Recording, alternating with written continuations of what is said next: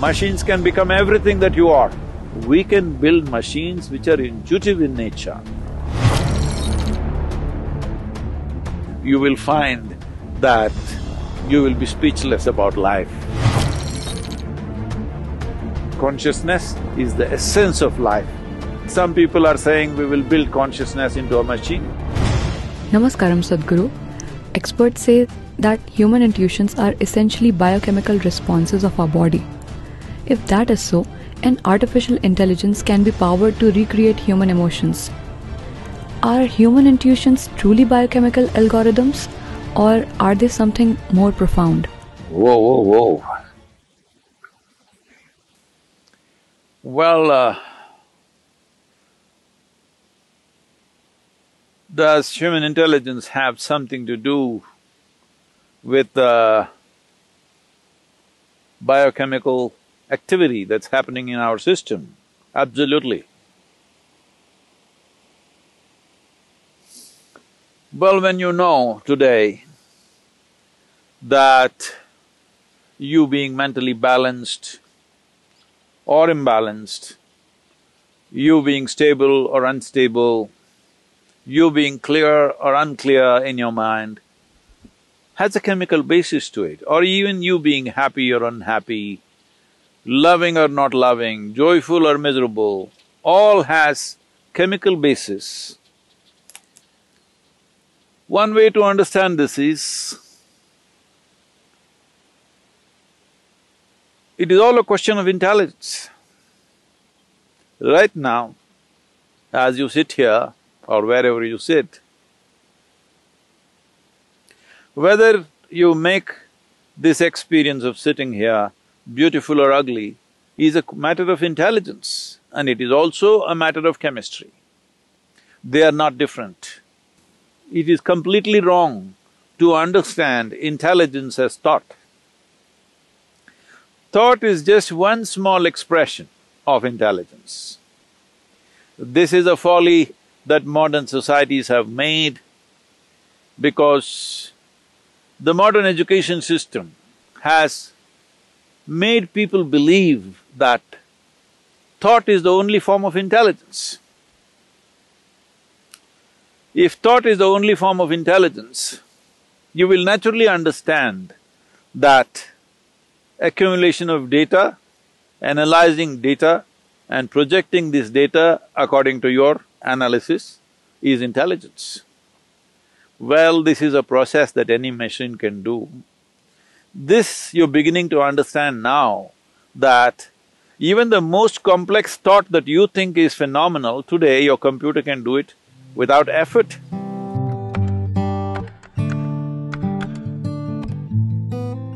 Do you see, a simple calculator can do more mathematics than your teacher can do?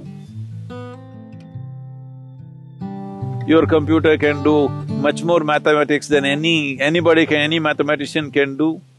So, obviously, what you thought is a very difficult intellectual process is being processed by a machine far more easily than you can imagine.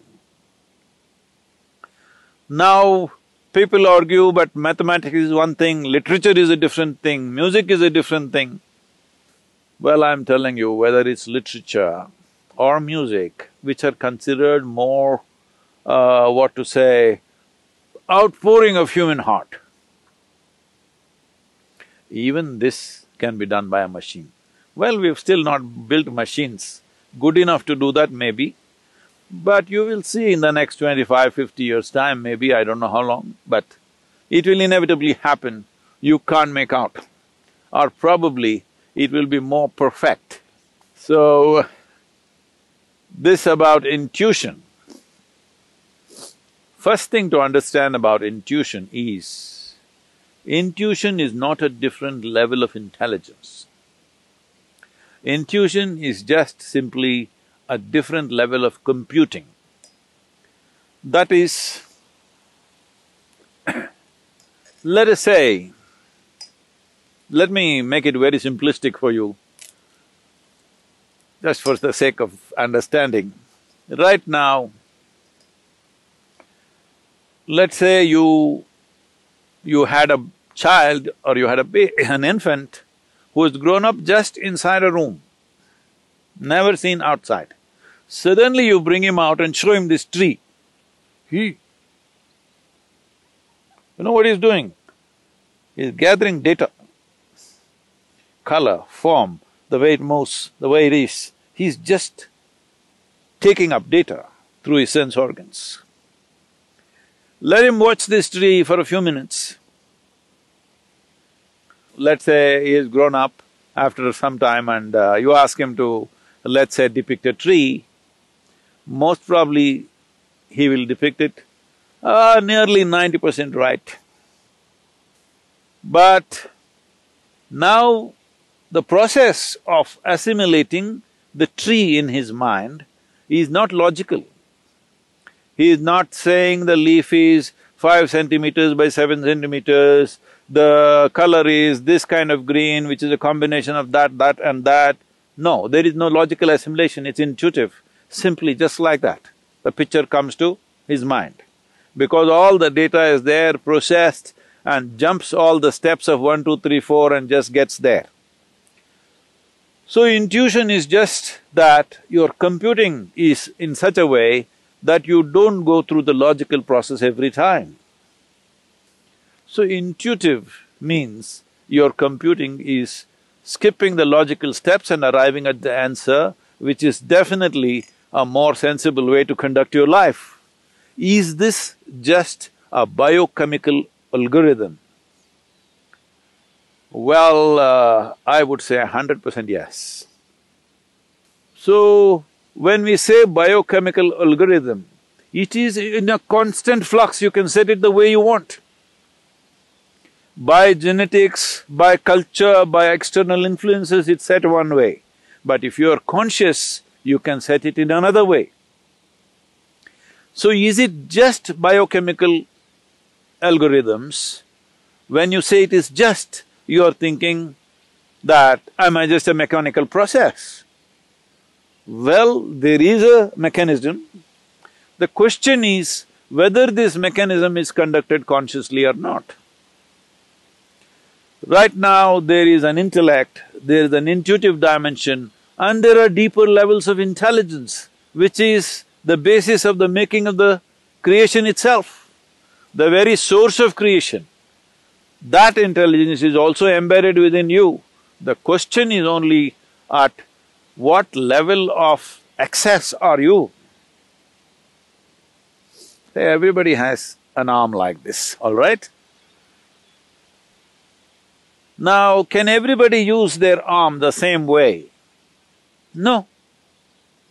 Different people use it different ways. Somebody is a ball player, he uses it one way. Somebody is a writer, he uses it another way. Somebody is an artist, he uses it another way. Somebody is a yogi, he uses it another way because you have figured out certain aspects of life, somebody else has figured out another aspect of life. Depending upon how you apply yourself, accordingly, your biochemical algorithm is constantly changing. It is not a set process. Well, there are certain settings, because otherwise you won't have a starting place.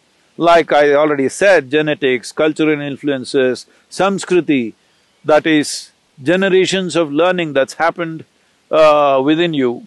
All these things put together, there is a certain algorithm, but it is not set, it is fluid. You can change it every moment of your life. So your intuition, what kind of intuition do you have? People are just doing guesswork all the time and thinking it's intuition. No, if you want to develop intuition, first thing is, you must learn how to simply sit here, fully alert and not thinking about anything. Somebody was asking me, Sadhguru, when you're riding, what are you thinking about? Why the hell am I thinking about anything? I'm just riding. That's why I'm still alive because the kind of risks that I've taken on 2 wheels, I'm still alive because I don't think a damn thing. If you know how to simply sit here, alert but unthinking, oh, how is that possible? I'm asking, How is it possible for you to think when so much is happening out here? If you pay attention, you will not think. So the most important aspect of life is your attention, not your thoughts. This is what a child who saw the tree for the first time did. Attention. If your attention is on all the time, without any kind of judgments about what is this, what is that, simply attention, not thought, just attention, you will naturally become intuitive. Human attention can open up any door in the universe, but the attention should become free from judgmental process. That means, from the limited data that you've gathered, you should not go on judging everything around you. Because even if you think you know everything, the data that you have gathered is very, very limited.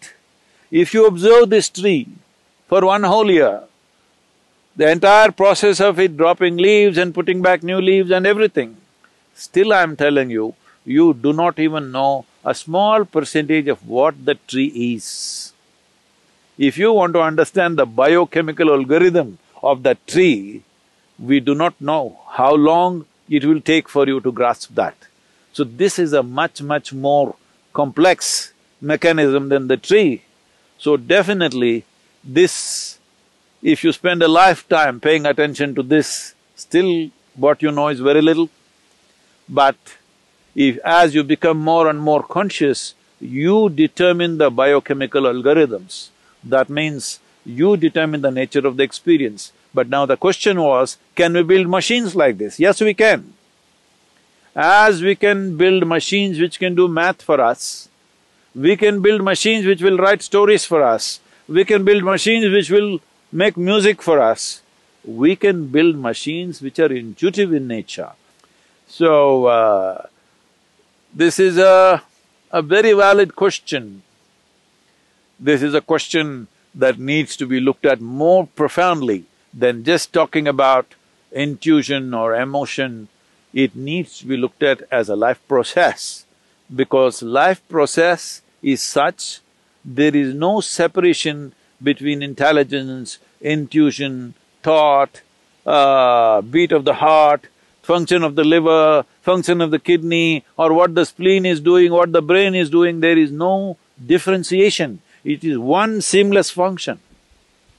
To grasp it that way is most important. Only then you will know life, only then you will experience life to its fullest. Only then you will find that you will be speechless about life because there is no word. What is there? Is there a word? Is there a vocabulary to describe a phenomena like this? There is no word to describe what is life, what is it about. There is no conclusion. When there is no word, there is no conclusion. When there is no conclusion, there is no death. This is the way of liberation. I know you asked a simple question about whether machines can become like this or not. Machines can become everything that you are, can do everything that you can do, probably better than you. As you know, they are doing things better than you. Only thing is, they cannot become consciousness. Well, some people are saying we will build consciousness into a machine. That's not going to happen, because that's life.